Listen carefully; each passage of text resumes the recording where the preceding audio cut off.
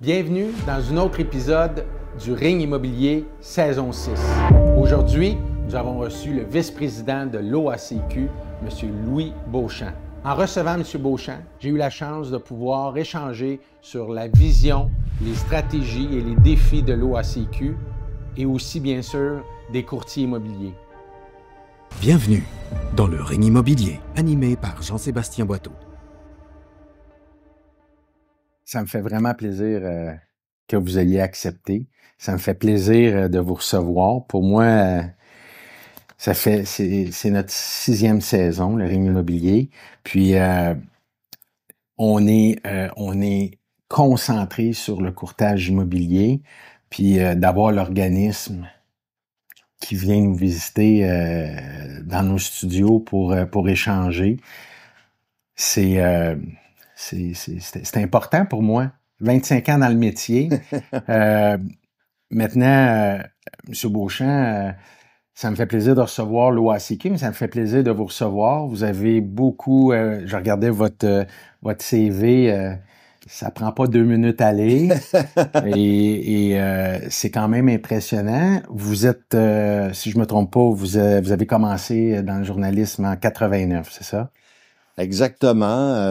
D'abord, je veux vous remercier de l'invitation. C'est très apprécié.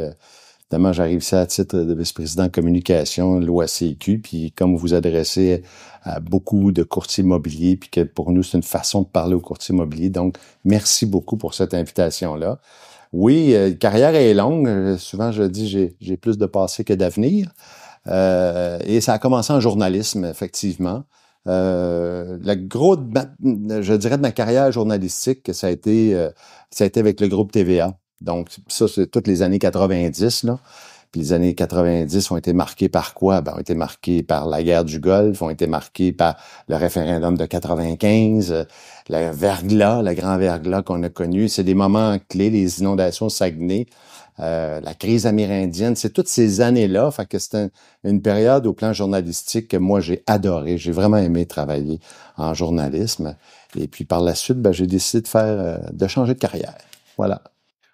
Pensiez-vous qu'en 90, vous alliez devenir vice-président des communications à l'OACQ? C'était vraiment pas mon plan de carrière. C'était vraiment pas ça.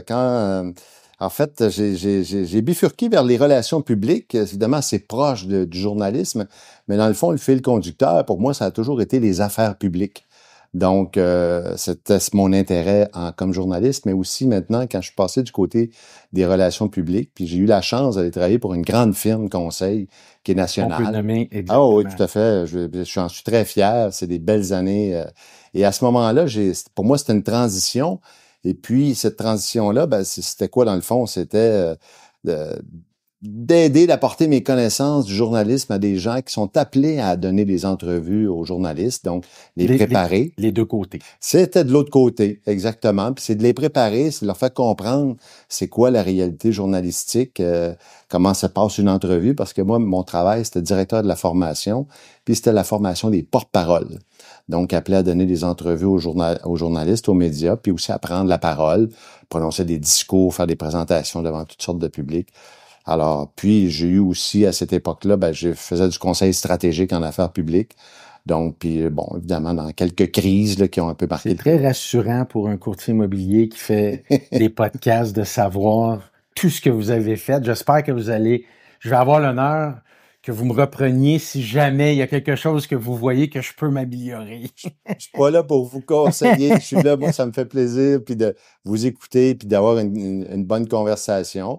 Puis après, si on continue dans ce sens-là, évidemment, comme conseiller en relations publiques dans une firme conseil, là, ce qui me manquait un peu comme expérience, c'est d'aller vivre du côté, je dirais, corpo.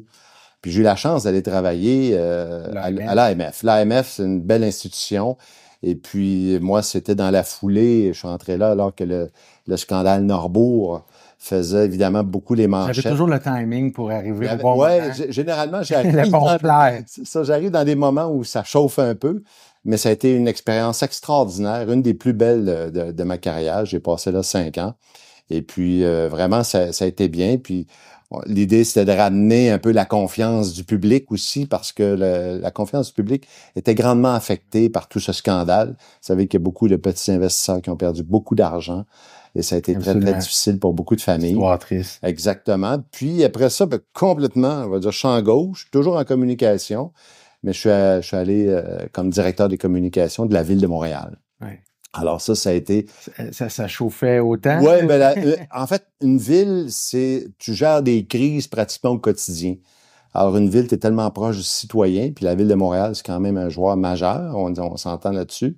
C'était les 3 premières années sous l'administration Coder, et puis la dernière sous l'administration Plante. Et puis après ça, bon, il y a eu évidemment j'ai eu un moment où je suis revenu un peu en consultation. Puis là, maintenant, depuis 2 ans, je suis à l'OACQ. C'est un monde qui est très intéressant, le courtage immobilier. Alors, puis on a vraiment beaucoup de plaisir à accomplir notre mission. Avec toute l'expérience que vous avez quand vous arrivez à l'OACQ, vous êtes là depuis 2023, est-ce que vous sentez que dans votre carrière, dans votre mandat, c'est la place où ce que vous devez être? Bien, moi, je vais vous dire un peu ce que j'ai déjà dit à ma présidente. Pour moi, c'est un cadeau d'arriver à l'OACQ parce que j'étais en mode de dire, commence à penser un peu à la fin de carrière et tout ça, retourner dans une fonction un peu plus conseil, puis d'avoir l'occasion de participer à une mission, de joindre une équipe de gestion, de direction qui est vraiment extraordinaire. On a vraiment une belle équipe à l'OACQ et d'avoir ce plaisir, parce qu'on a beaucoup de plaisir au travail, je dois vous le dire, là. En tout cas, au sein du comité de direction, c'est vraiment très, très bien. Fait que pour moi, je l'ai pris un peu comme ça. C'est-à-dire, puis moi, ça va durer le temps que ça va durer. C'est comme, on appelle ça un peu, c'est des brownie points, là. C'est vraiment ça. Donc, très, très content. Puis c'est une belle organisation avec une mission vraiment importante, essentielle, la protection du public. C'est la seule mission de l'OACQ.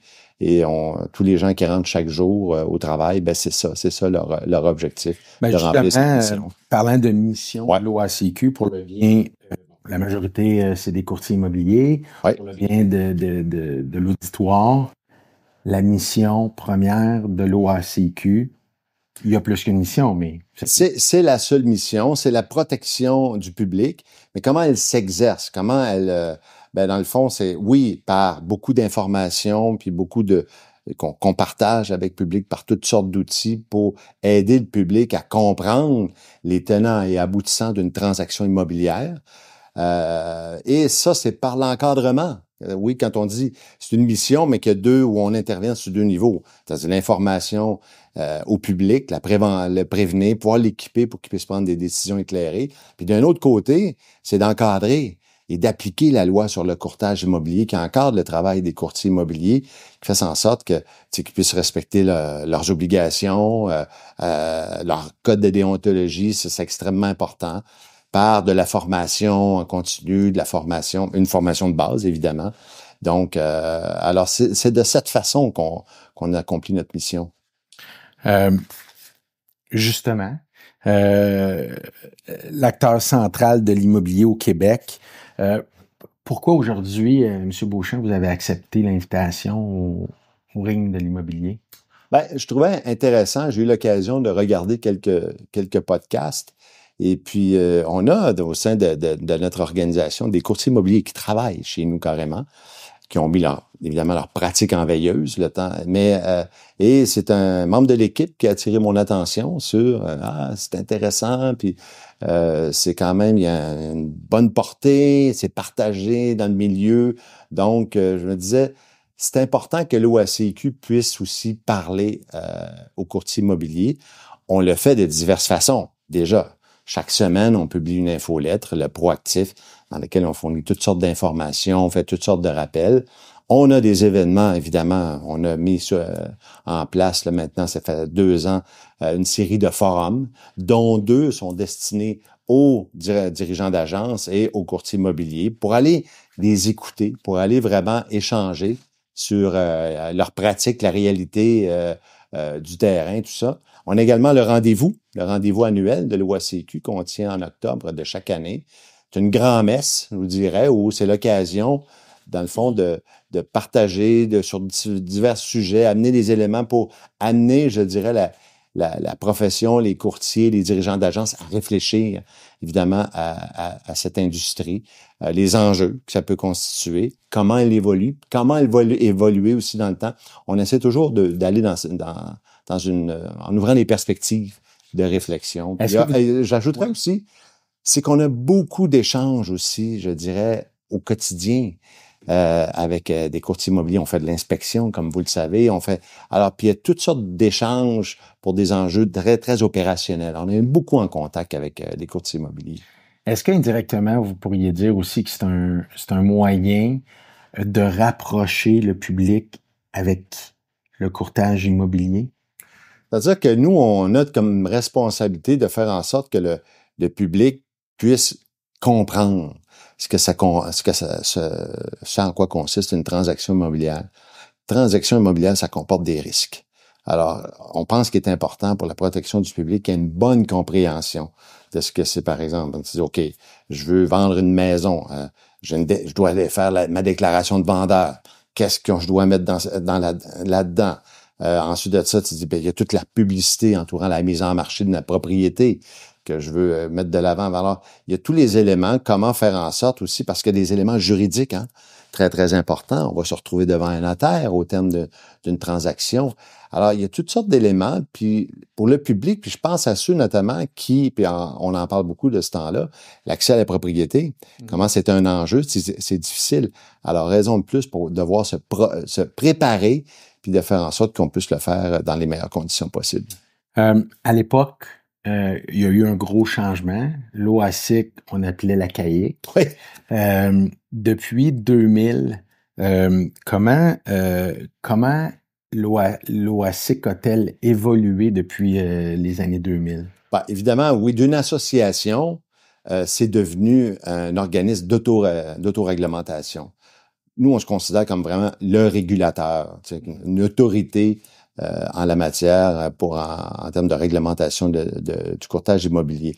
C'est vraiment ça. On est devenu un peu, si je faisais un parallèle, je pourrais faire un parallèle avec l'autorité des marchés financiers, c'est ce que je connais, où j'ai travaillé, et où il se fait de l'application de lois, évidemment de l'encadrement. Alors, je dirais qu'il y a de grandes similitudes entre ce que fait l'AMF. Évidemment, l'AMF encadre plusieurs lois, alors que l'OACQ n'encadre qu'une loi, applique une loi, c'est la loi sur le courtage immobilier. Fait que d'une association qui défendait peut-être surtout, je dirais au départ, les intérêts des courtiers immobiliers, on est devenu beaucoup plus un régulateur qui, lui, est là pour sa mission de protéger le public. Alors, ça, c'est important comme évolution. Vous le savez, les courtiers ont une association, alors qui est l'association des professionnels du courtage immobilier du Québec. Alors ça, c'est peut-être là aujourd'hui par cette association-là que les courtiers peuvent pouvoir défendre leurs intérêts. Nous, de notre côté, c'est vraiment de faire en sorte de pouvoir protéger le public, là. Depuis 2000, on parle de toute l'évolution. Ouais. C'est quoi la grande victoire de l'OACQ? Je dirais, c'est peut-être d'avoir obtenu cette reconnaissance d'être un régulateur. Parce que je dirais, c'est important d'avoir un organisme qui remplisse cette mission-là. Parce que c'est une question je voudrais, ça vient donner une crédibilité, je dirais, à une industrie. Donc, et ça, je pense, en fait, on est convaincu que c'est très important de pouvoir que la réputation, la crédibilité d'une industrie, faire en sorte qu'il y ait des protections, tout ça rattaché à ça, en soi, là, je pense que c'est le grand moment clé. Ouais. Puis ça s'est passé, évidemment, quand la loi a été changée. Certainement au début des années, autour des début des années 2010, là, j'ai pas la date exacte. Je pense que c'est autour 2009. de ça. Peut-être, ouais, voilà, au tournant du... Puis, et par la suite, l'organisation a connu une évolution. C'est sûr qu'entre une association, vous devenez un régulateur, ça prend un certain temps, il faut installer une culture et tout ça. Je vous dirais que particulièrement depuis les 10 dernières années, on peut dire aujourd'hui là, que l'OACQ vraiment est un organisme là, avec, je dirais, que toutes les conditions nécessaires pour bien accomplir sa mission. Et c'est ça qui je voudrais beaucoup les 10 dernières années, ça a été très marqué. Oui. Comme courtier immobilier, j'ai le même ressentiment. Oui. On a eu la chance de converser quelques minutes la semaine dernière. Exact. Vous m'avez amené sur quelque chose qui m'a surpris. Oui, allez-y. La reconnaissance du public.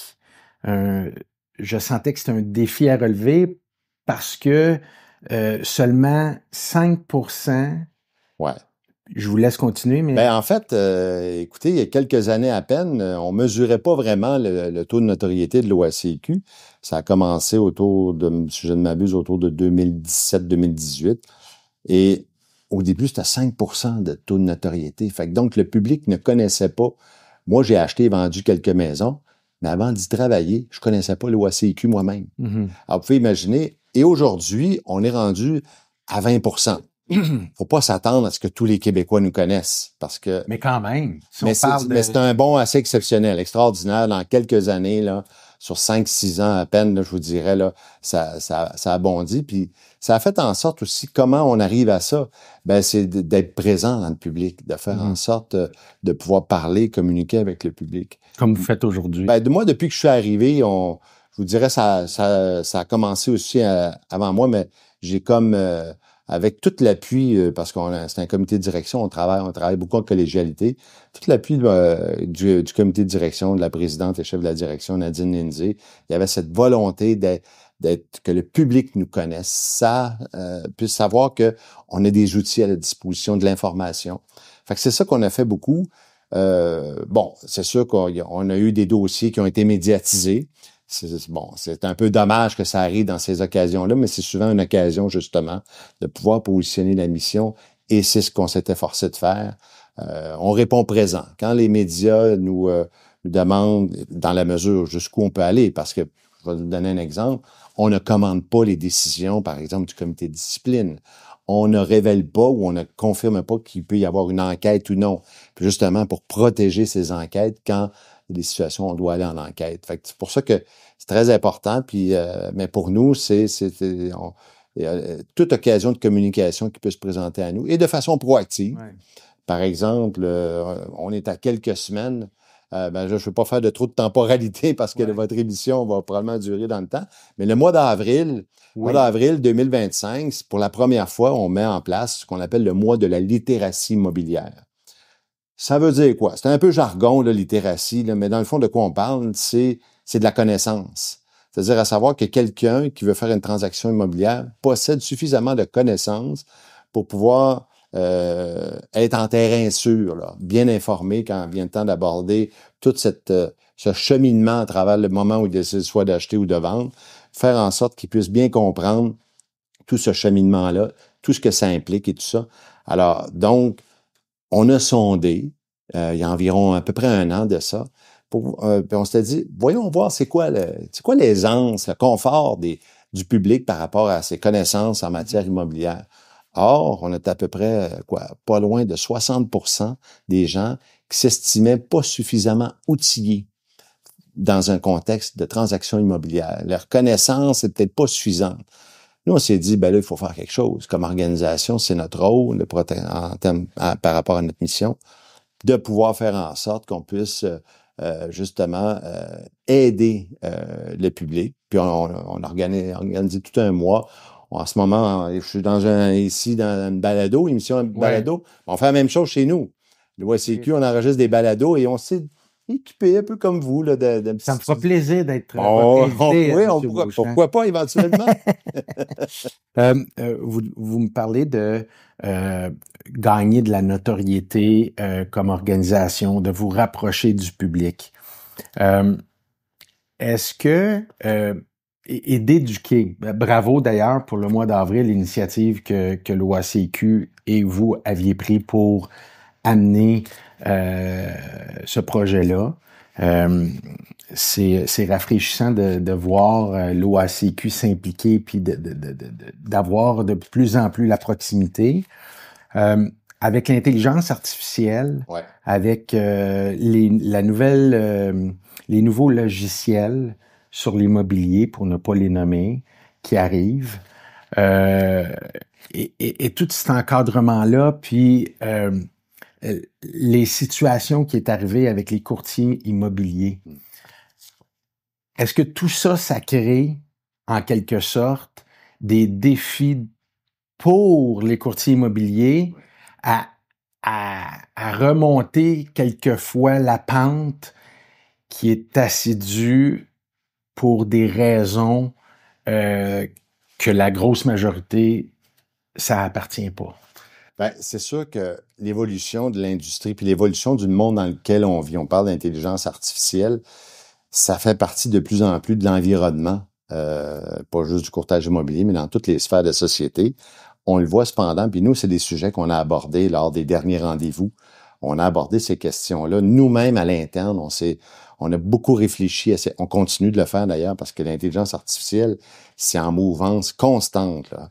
Alors, donc, on a cru bon de pouvoir faire en sorte d'amener, dans le cadre de nos rendez-vous, les courtiers immobiliers à réfléchir à ces enjeux-là, parce que l'industrie du courtage immobilier, en fait, le secteur immobilier, plus largement, pas que le courtage, mais le secteur immobilier est certainement le premier secteur où l'intelligence artificielle pénètre, je dirais, le plus rapidement, qui est le plus impacté au départ. Selon des études qu'on avait d'ailleurs présentées quand on a fait le rendez-vous, on a traité, entre autres, de ce sujet-là.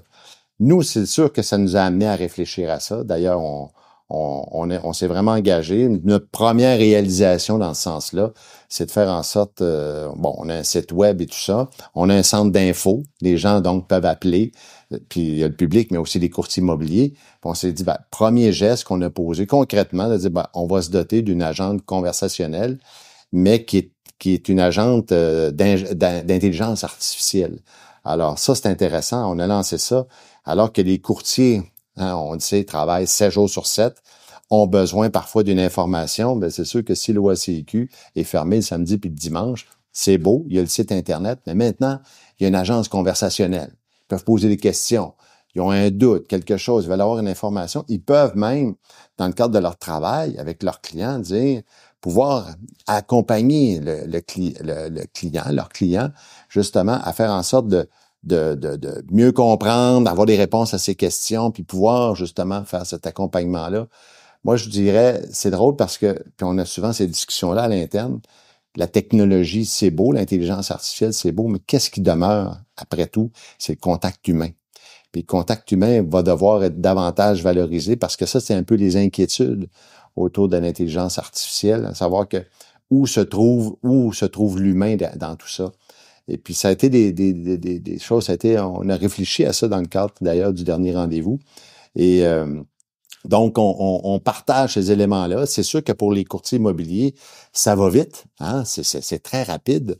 Alors, il faut vraiment donc faire en sorte de rester ouvert par rapport à ça. C'est ce que je vous dirais. Oui, mais absolument. Puis la personne, puis on en parle surtout dans les épisodes qu'on est en train de tourner pour la saison 6. C'est un point majeur. D'ailleurs, il y a un épisode qui est consacré juste à l'intelligence artificielle. Oui. Mais je reviens sur la question. L'intelligence artificielle, les nouveaux logiciels immobiliers, toute l'éducation et ce qui s'est passé dans certains cas sur les courtiers, ça rend pas l'image ou l'accessibilité du courtier plus difficile dans tout cet aspect-là? Ben, je sais pas si vous faites allusion, notamment, aux cas qui ont été médiatisés. Est-ce que c'est en fait, il y a eu plus qu'un cas. Oui, il y en a eu plusieurs. Puis c'est jamais non seulement plaisant, j'imagine, pour l'OACQ, mais c'est certainement pas plaisant pour des courtiers qui pratiquent le métier de la bonne façon. C'est de nature, évidemment, c'est sûr que, ces cas qui ont été médiatisés sont de nature à affecter certainement la réputation de l'industrie. Ça fait mal à l'industrie. Un cas va faire mal à l'industrie. Les médias se sont intéressés à ces cas. Il y a des cas qui étaient assez spectaculaires, qui ont fait la manchette. Et puis, et oui, dans ce sens-là, c'est important. Puis c'est là que, évidemment, je veux pas me mettre à la place d'un courtier immobilier, là, c'est pas mon rôle, tu sais. Mais il y a certainement un lieu de pouvoir répondre à des questions. Puis quand on parle, puis j'irai un peu plus dans les éléments qui fait comment on l'exerce notre mission. de savoir que le public doit savoir que quand il fait une opération avec un courtier immobilier, ben là, il bénéficie des protections offertes par la loi. Ça, c'est important de comprendre ça. Puis pour le public, c'est pas toujours clair. Là. Il peut y avoir, oui, il peut décider de vendre. Il y a des zones grises. Ben voilà, il peut décider de vendre lui-même sa propriété. S'il n'y a pas de courtier impliqué, ben là, il bénéficie pas de ces protections-là offertes par la loi. Il ne le sait pas de façon générale. Alors, il y a tout un travail où le courtier de devoir mettre de l'avant ça. C'est-à-dire que, bon, moi, comme courtier immobilier, je suis soumis à un code de déontologie. Je dois suivre un certain nombre d'heures de formation sur des cycles de 2 ans, formation obligatoire. Alors, ça, c'est important de m'adapter parce qu'évidemment aussi, il y a des changements. On est en changement constant. Des fois même, je dirais, les courtiers reprochent parfois même à l'OACQ, disent, vous allez un peu vite, il y en a beaucoup, tout ça. Et c'est un bon point, on entend ça, et c'est pour ça qu'on tient des forums pour échanger, bien comprendre ces réalités, puis faire en sorte, dire comment, puis on rentre dans cette ère-là, je vous dirais, à l'OACQ, où on veut travailler à la consolidation du professionnalisme des courtiers immobiliers. Puis le temps, c'est pas d'arriver de nouvelles choses, mais de vraiment davantage consolider. Puis, c'est de faire en sorte aussi que lui peut jouer un rôle auprès du public. Le public va être protégé parce que chez nous, il y a l'assistance. Donc, un public peut obtenir assistance. Il peut y avoir, dans certains cas, des enquêtes qui sont déclenchées, comité de discipline, quand même, ce qui fait que ça contribue, à mon avis, à la confiance que le public peut avoir dans l'industrie. Ce sont des éléments qui sont importants à mettre de l'avant. On parle d'un fonds d'assurance responsabilité. Vous souscrivez, vous payez pour ce fonds-là, même vos cotisations. Un fonds d'indemnisation, quand je suis victime, par exemple, d'une fraude. Donc, il y a quand même beaucoup de remparts pour le public qui, du point de vue du courtier, je pense qu'il y a tout avantage à mettre ça de l'avant dans son accompagnement avec le client. Je ne sais pas si c'est dans ce sens-là que vous vouliez aller ou... Oui. Est-ce que vous sentez qu'il y a un malentendu pour les courtiers à propos de l'OACQ? Ah ben, il y a des critiques, c'est sûr. Oui, on les entend. Oui, mais que la majorité ou plusieurs courtiers n'ont pas la compréhension de ce que c'est réellement l'OACQ. Il y a des courtiers qui peut-être, puis là, je veux pas faire d'affirmation non. généralisée, là, mais il y a peut-être des courtiers qui s'ennuient peut-être d'une certaine époque, où c'était la quête, là, vous en avez fait allusion au début de notre entretien, où vous verrez comme l'OACQ faire davantage la promotion des courtiers immobiliers, les mettre en valeur pour justement... Alors oui, ça, on l'entend, on a des rencontres, des échanges. Moi, je réponds toujours à ça, c'est pas notre rôle. Notre rôle, on n'est pas là pour valoriser, mettre en valeur, faire la promotion des courtiers immobiliers. Notre rôle, c'est vraiment de protéger le public et avec, évidemment, par cet encadrement-là, mais aussi en informant le public. Il y a des courtiers qui nous disent, et d'ailleurs, saluent le fait que, parce qu'ils nous disent, il faut qu'on éduque davantage le public. Ben, en fait, je vais me permettre de vous dire effectivement que si c'est bien fait, c'est tout à notre avantage et de façon transparente. Tout à fait. Pour que le public soit rassuré sur des situations où des fois, il y a des malentendus, mais y a-t-il justement du côté du public, c'est quoi les plus grandes incompréhensions du public face à l'OACQ? Face à l'OACQ, je vous dirais, c'est plus de la méconnaissance. Il peut y avoir parfois, je dirais, une confusion dans les sondages qu'on mène. Souvent, on a encore cette donnée voulant que, si j'ai un problème avec ma transaction, je vais me tourner vers l'Office de protection du consommateur. Vous voyez, il y a ce genre de... Alors, tu sais, ils vont... je vous dirais, de toute façon, même les consommateurs, le public a davantage aussi, va avoir tendance à se tourner davantage vers les agences. Les agences avec lesquelles ils vont faire affaire, c'est leur première source, ce qui est une bonne chose.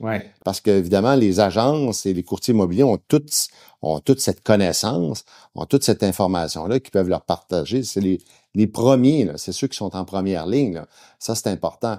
Fait que oui, il peut y avoir, tu sais, alors, l'OACIQ, comme je vous dis, la connaissance, même si elle augmente, la notoriété, ben, c'est pas encore tout le monde, et tous ceux qui sont dans un processus de transaction qui font ces nuances-là, là, qui comprennent. Alors, il faut le vivre. Malheureusement, c'est souvent dans une situation où mon expérience comme consommateur a été peut-être pas aussi positive que je l'aurais souhaité, puis que là, tout d'un coup, je commence à regarder, OK, il y a peut-être des choses. Puis là, hop, je découvre l'OACIQ. Ah, OK, c'est quoi ça? Et là, j'appelle, puis je commence à me familiariser avec ce qu'on a. C'est souvent dans ces circonstances-là, parce que la plupart du temps, les gens, ils n'ont pas besoin vraiment de l'OACIQ. Ça se passe bien. Puis à l'inverse, la plus grande incompréhension du côté des courtiers. Par rapport à notre rôle, notre mission, ouais. Moi, je pense que les courtiers la comprennent assez, je dirais dans une large mesure. Là. Je dirais, oui, est-ce qu'ils souhaiteraient qu'on soit un peu plus défendre, comme je le disais un peu plus tôt, défendre un peu plus la profession, le travail des courtiers?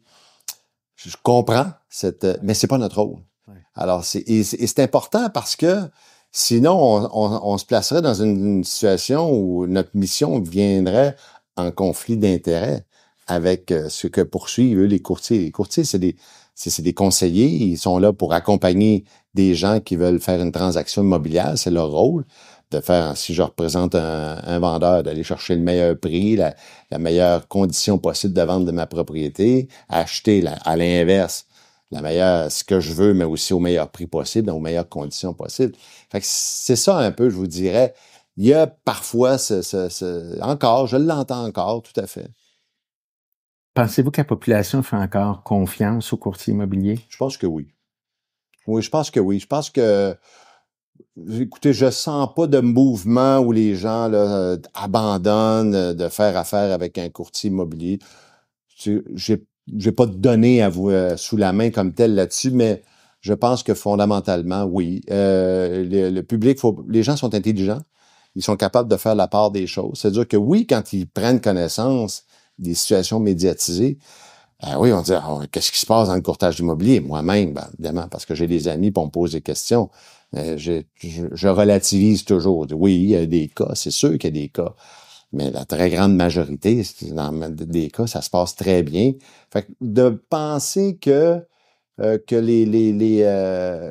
cette perte de confiance du public au point ou de vouloir abandonner, les enjeux qui sont le plus souvent soulevés, ça touche autour de la rétribution.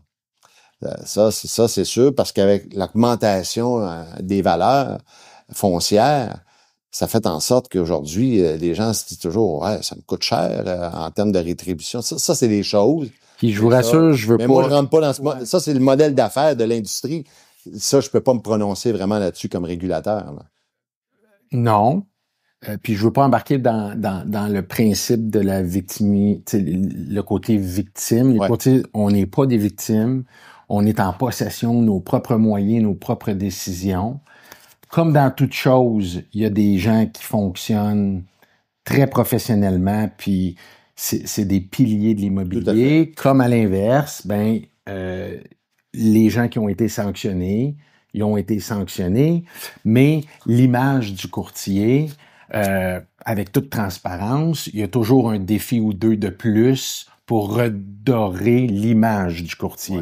Ouais. Je pense pas qu'on peut aller challenger ce principe-là. Maintenant, est-ce qu'on peut le trouver? Pourquoi? C'est un sujet c'est drôle parce que lors du dernier rendez-vous, on a réfléchi là-dessus.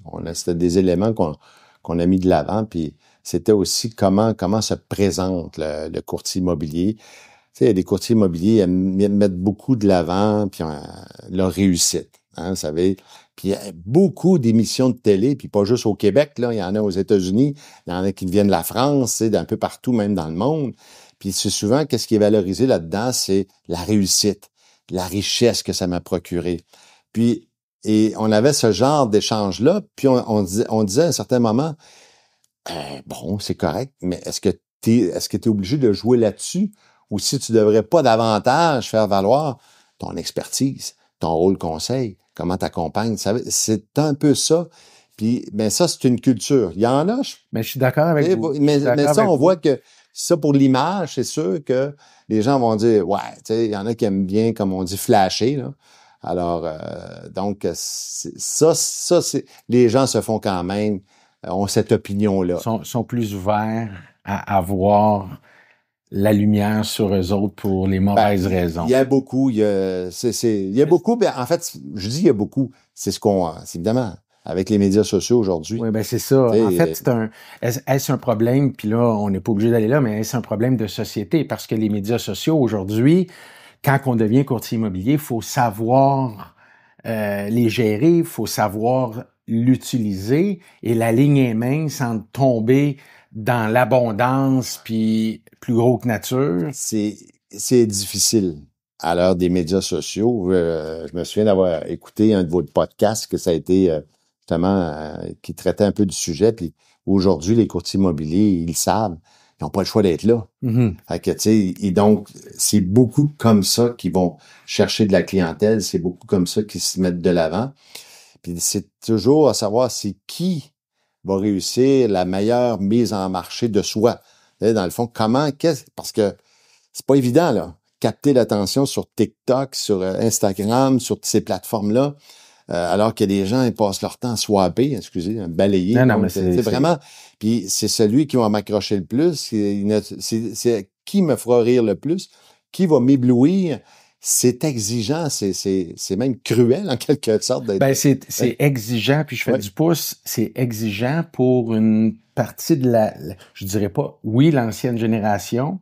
La jeune génération baigne dedans, mais ils ont d'autres problèmes ou d'autres situations qui peuvent venir par la bande, mais l'ancienne génération, ceux qui embarquent pas, vous êtes d'accord que il manque le bateau? C'est sûr que je pense que tu n'as pas le choix aujourd'hui, évidemment, d'être sur ces plateformes-là. Maintenant, comment tu y vas? Parce que moi, je pense que évidemment, je viens d'un régulateur. Fait que la notion éthique, l'éthique est très, très importante. Fait que quand je manque à l'éthique, quand je manque de jugement, il y a un revers à ça, c'est que je peux aussi me faire vilipender, là, vraiment me faire pendre sur la place publique, là, littéralement. Puis c'est drôle, on parle de courtage immobilier, mais c'est comme ça dans d'autres professions. Moi, je vois des vidéos sur des reels sur des médias sociaux d'avocats qui se mettent en valeur, puis pas nécessairement pour les bonnes raisons. Fait que c'est ça qui arrive, c'est que les médias sociaux, c'est un lieu de tous les excès, je dirais. C'est ça un peu qui se produit, puis c'est à qui celui qui va faire le buzz, qui va obtenir la plus grande viralité, mais des fois, j'ai une viralité qui est pas nécessairement toujours pour les bonnes raisons. T'sais. M. Beauchamp, c'est quoi la plus grande difficulté que vous rencontrez dans la gestion de la relation avec les courtiers immobiliers? Bon, c'est drôle, je me suis jamais posé cette question-là en ces termes-là. Non, moi je dis non, sincèrement, je vois pas, tu sais, est-ce que c'est un facteur un peu d'incompréhension parfois, tu sais, justement, on a abordé un peu sur notre mission, mais c'est pas un enjeu tant que ça. Je vous pose la question parce que vous êtes proche du public. Ouais. Donc c'est sûr que la voix des courtiers, c'est une question qui en fait, pour moi et pour les courtiers, qui est intéressante parce que de savoir aussi la perception, parce que vous avez une relation qui est quand même privilégiée avec le public, ben, je pense que le pont qu'on fait présentement, qui pour moi est tout en votre honneur parce que vous êtes vice-président des médias, vous êtes là aujourd'hui, je pense que c'est là aussi qu'il faut aller, puis qu'il faut creuser, puis qu'il faut comprendre comme... Nous, c'est important d'avoir cet échange-là avec les courtiers. Alors, si ce n'est que continuer à échanger sur des enjeux qui peuvent se vivre, comment faire évoluer, toujours dans un esprit de protection du public. Mm-hmm. Puis ça, je vous dirais, on a des rencontres régulièrement. Moi, je rencontre des gens de la psych, je rencontre des gens des chambres immobilières, des franchiseurs, on va au-devant des DA, on tient des événements. Donc, d'avoir ces échanges-là, le rendez-vous, il y a toutes sortes de moments pour échanger, faire en sorte qu'on puisse écouter, évidemment, les préoccupations légitimes que les courtiers peuvent avoir, puis de faire en sorte qu'on puisse, comment on arrive à, d'un jour, c'est une question d'équilibre. Ouais. Tu sais, c'est l'équilibre entre, évidemment, une industrie qui doit continuer à prospérer, à continuer, évidemment, à faire des affaires, puis à côté, un public qui, lui, doit être protégé parce que c'est des gros sous qui sont en jeu quand on parle de transactions. Est-ce que vous sentez que l'OASIC a été plus sévère la dernière ou les dernières années avec les courtiers immobiliers? Il y a des cas qui sont plus, je dirais, qui ont démontré, oui, en quelque sorte. Les amendes ont augmenté. On a obtenu des changements législatifs à cet effet-là.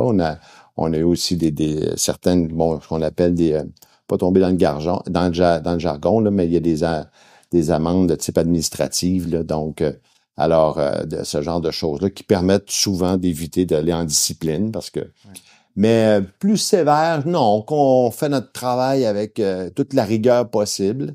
Mais c'est sûr qu'il y a eu un fort retentissement. On l'a constaté. Et ça, je vous dis, à un moment donné, il y a des cycles aussi médiatiques. Hein. À un moment donné, les médias s'intéressent à un domaine. Puis là, oups, à un certain moment, c'est ça. Oups, on change là, oups, le trend est ailleurs. Donc, ça a donné qu'il y a eu des dossiers qui ont évidemment fait en sorte que les courtiers immobiliers ont été placés sur la sellette, là, en fait. Est-ce qu'il y a une participation, puis je vous pose vraiment la question, est-ce qu'il y a une participation entre l'OACQ et un regroupement de courtiers immobiliers pour justement des situations comme ça ou dans des prises décisionnelles où est-ce qu'on peut jumeler et penser ensemble? Parler de consultation, par exemple, d'échange. Mais c'est clair que ça fait partie des discussions qu'on a, tu sais, à certains moments, mais on n'a pas toujours, je dirais, tout le plein contrôle, par exemple, quand il y a des changements législatifs. Quand le gouvernement décide, par exemple, tu dis, je dois faire un changement, et puis on a réussi à obtenir dans certaines situations que dire au gouvernement, dire, wow, vous allez trop vite, ça va prendre un certain temps, faut donner la possibilité sur quelques mois entre la mise en vigueur puis je dirais et la mise en application, si je peux dire. Alors ça, on va l'obtenir de façon, je dirais, exceptionnelle, mais de façon générale, vous savez, il y a un législateur qui prend les décisions. Tu sais. Alors, c'est ça qui fait en sorte, mais je comprends ça, parce que ça nous est ramené régulièrement, des fois, la vitesse des changements, le nombre aussi, on a eu des enjeux, ça a été soulevé de la part des courtiers, puis on est sensible à ça, puis on regarde dans le futur sur comment on pourrait arriver, faire en sorte que on puisse avoir non seulement juste des échanges, mais tenir compte d'une réalité, c'est-à-dire le temps de mise en œuvre, d'implantation, souvent, c'est ça qui peut être un reproche qui peut nous être fait. Là. Parce que pour moi, je pense que pour moi, un échange constructif d'informations importantes de la part des courtiers immobiliers, de la part de l'OACQ qui est proche du public, peut être bénéfique dans les deux cas. Absolument. L'autre côté, est-ce que au niveau comité de discipline, pourquoi dans le comité de discipline, on parle pas d'avocats spécialisés en immobilier ou d'avocats qui fait partie du comité de discipline? C'est celui qui préside le comité de discipline est un juriste. Oui. Alors, et oui, il y a des représentants de l'industrie au sein de ce comité de discipline-là. Alors, puis l'autre chose qui est importante de dire, parce que ça, je vais insister là-dessus, c'est que le comité de discipline agit en toute indépendance de l'OACQ. Mm-hmm. Ça, c'est important. Merci de le préciser. Oui, c'est important de faire la différence parce que souvent, l'impression, l'OACQ a imposé une amende, une sanction, une suspension. Non, c'est le comité de discipline. Alors, sa composition, elle est ce qu'elle est, dans le sens que c'est la loi qui prévoit justement la composition qu'il a actuellement. Donc, en ce sens-là, c'est ce que je peux vous mentionner. Ouais. Puis, autre question, où vous voyez Si je vous dis 2030, où vous voyez, c'est pas tant loin, mais ça va se faire rapidement. Non, c'est pas loin. Ça va se faire rapidement. Où vous voyez la profession du courtage immobilier? C'est intéressant. Moi, je pense que les plus grands changements, c'est probablement ce qui va se passer en intelligence artificielle. Ouais. Il y a une accélération, assurément, puis c'est très difficile de suivre, hein, puis d'être même au devant. Nous, c'est pour ça qu'on fait en sorte d'essayer de garder toujours.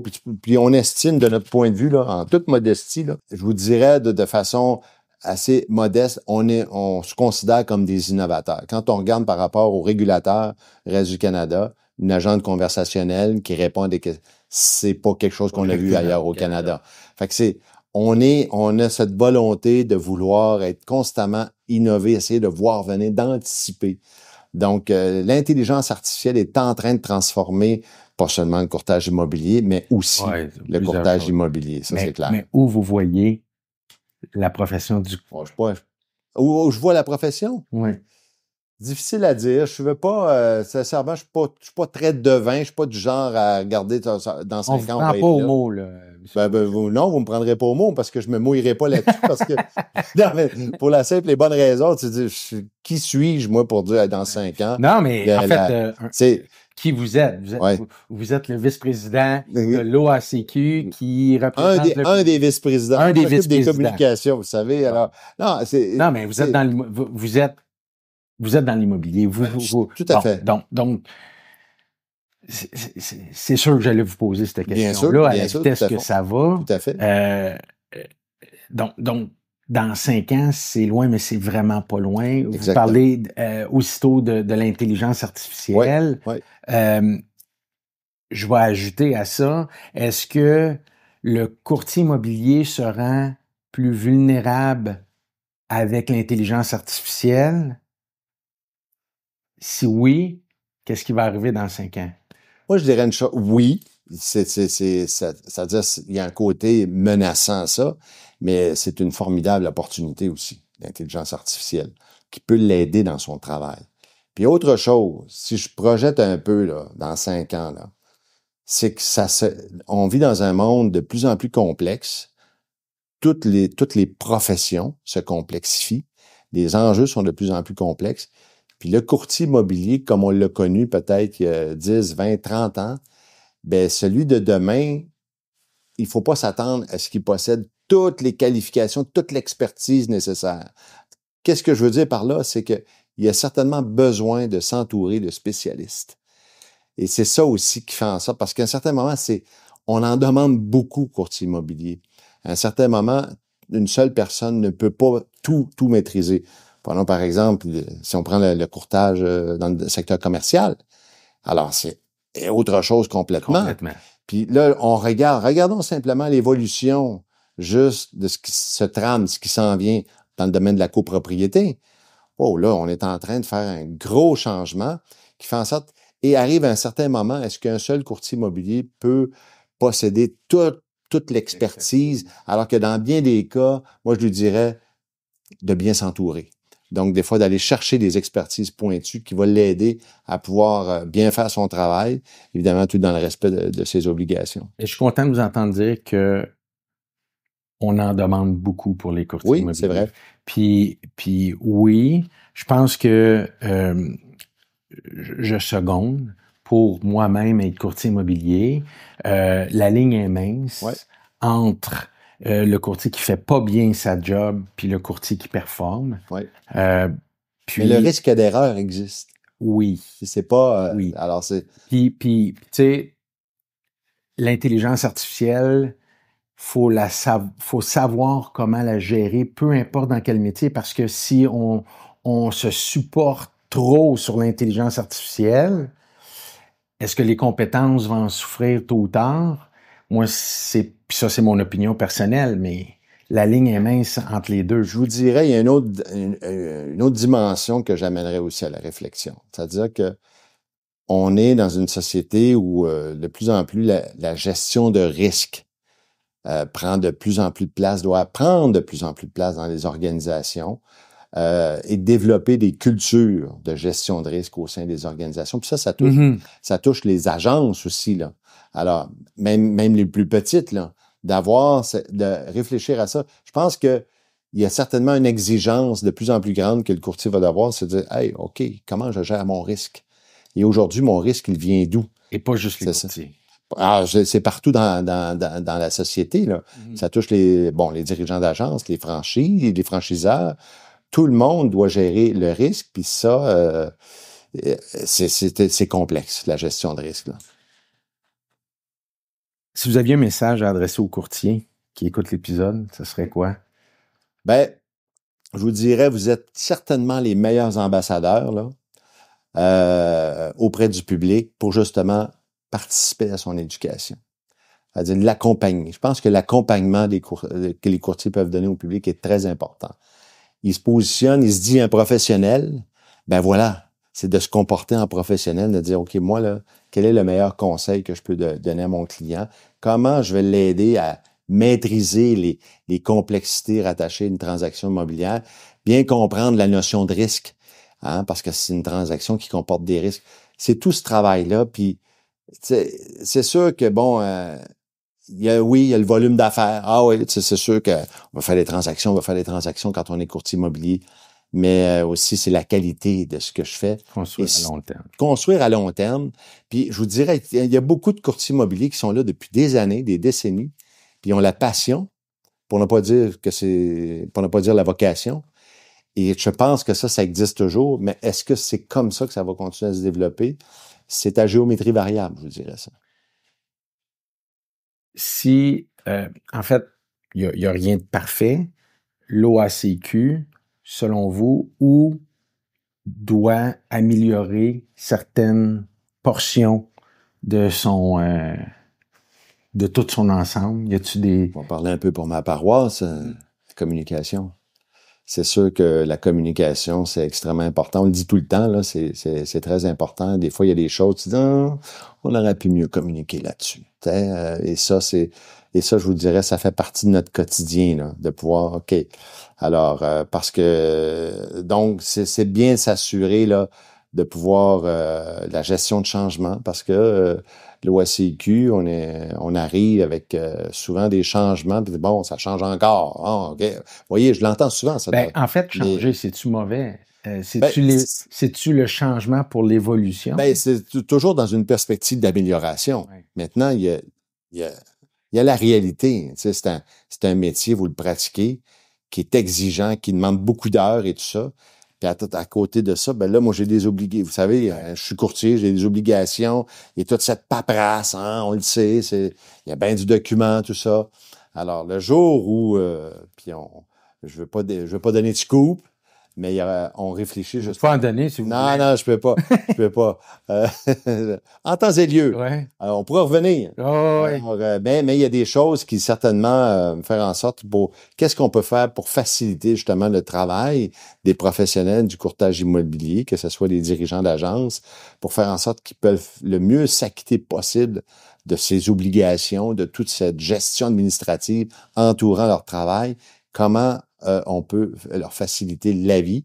Puis l'intelligence artificielle. Donc, ce que vous êtes en train de nous dire, c'est qu'il y a quelque chose qui est en train de se concocter qui va aller en ce sens. On est toujours en train de concocter.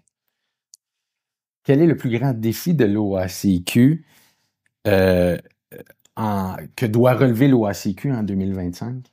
En 2025, on parle beaucoup, nous, je vous dirais, à l'interne, puis c'est beaucoup, ça va marquer nos communications, là. On est beaucoup sur la consolidation du professionnalisme des courtiers. Ça, je vous dirais, c'est beaucoup. Ça veut dire quoi, ça? Ben, justement, il y a eu pas mal de changements ces dernières années. Là, c'est de faire en sorte de dire, OK, l'industrie est peut-être due pour avoir un moment de digérer un peu ce qu'elle a eu, puis donc les accompagner là-dedans pour consolider, qu'il y ait des bases assez solides pour que... Ça, je pense que c'est important. Je vous dirais, c'est ce qui beaucoup nous anime pour 2025. Comment l'OACQ aimerait être perçu dans 10 ans? Positivement, c'est sûr que pour nous, la réputation, c'est extrêmement important. Parce que c'est une question de crédibilité. Fait qu'on veut pouvoir continuer à être perçu comme un organisme nécessaire au Québec. Je pense que c'est très important. Le courtage immobilier est trop important dans notre économie pour qu'on n'ait pas un régulateur qui soit fort. Et donc, on veut être ce régulateur qui est fort, crédible, avec bonne réputation. Est-ce que vous êtes fier de ce que projette aujourd'hui l'OACQ? À 100%. Si vous étiez à ma place, quelle question que vous poseriez à M. Beauchamp? Avec son expertise de journaliste. Ah, mon Dieu. Qu'est-ce qu'on peut faire de mieux pour que les courtiers comprennent encore mieux notre mission? On les invite au ring immobilier pour en jaser.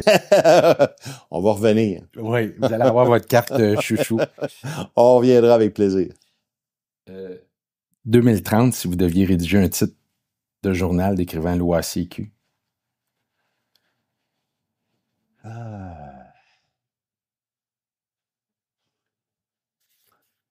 Pouvoir dire que l'OACQ là, est fier aujourd'hui de pouvoir avoir contribué au fait que 75% des Québécois possèdent maintenant de bonnes connaissances en immobilier pour faire une transaction.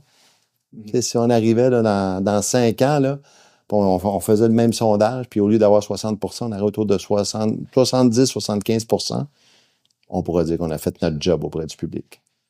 Ça serait quoi la plus grande? Donc, ça serait la plus grande victoire pour l'OACQ?